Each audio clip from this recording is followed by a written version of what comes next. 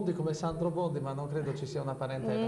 No, diciamo di no. Ma cosa sta succedendo? Allora, il comune di Annone Veneto sta pagando l'affitto a una famiglia di extracomunitari, 1.400 euro al mese? È No, così? allora, il Comune di Annone Veneto ha fatto una delibera in data 10 di luglio nel quale prevede l'erogazione, prendendola dal fondo di contributi straordinari, di 1.450 euro, che vanno a coprire 3 degli affitti relativi al nuovo immobile dove queste persone Quindi dovrebbero... non un affitto solo, sono 3 affitti da pagare. Teoricamente, perché? Perché dagli atti che noi abbiamo praticamente preso atto, che sono gli stessi con cui poi la Giunta ha deliberato, il medesimo non ha ancora sottoscritto il nuovo contratto di locazione, né tantomeno alcun preliminare, quindi noi supponiamo che un contratto di affitto sia da 450 euro.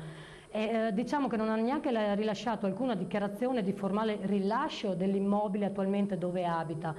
Quindi poi ci denunciamo anche il fatto che questa amministrazione in poco più di una settimana ha preso in carico la richiesta di questa famiglia, l'ha portata in delibera, il 7 è arrivata la richiesta, il 10 in delibera e il 14 sono stati fatti i bonifici.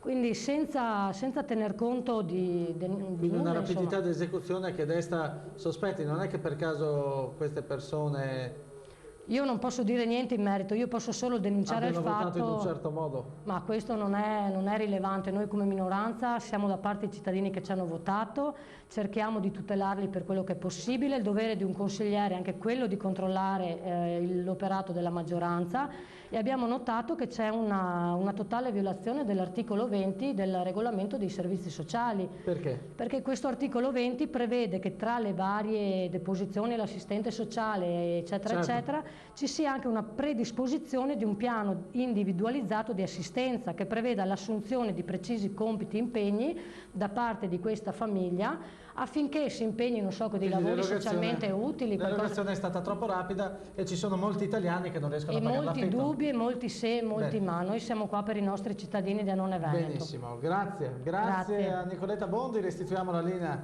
alla redazione centrale.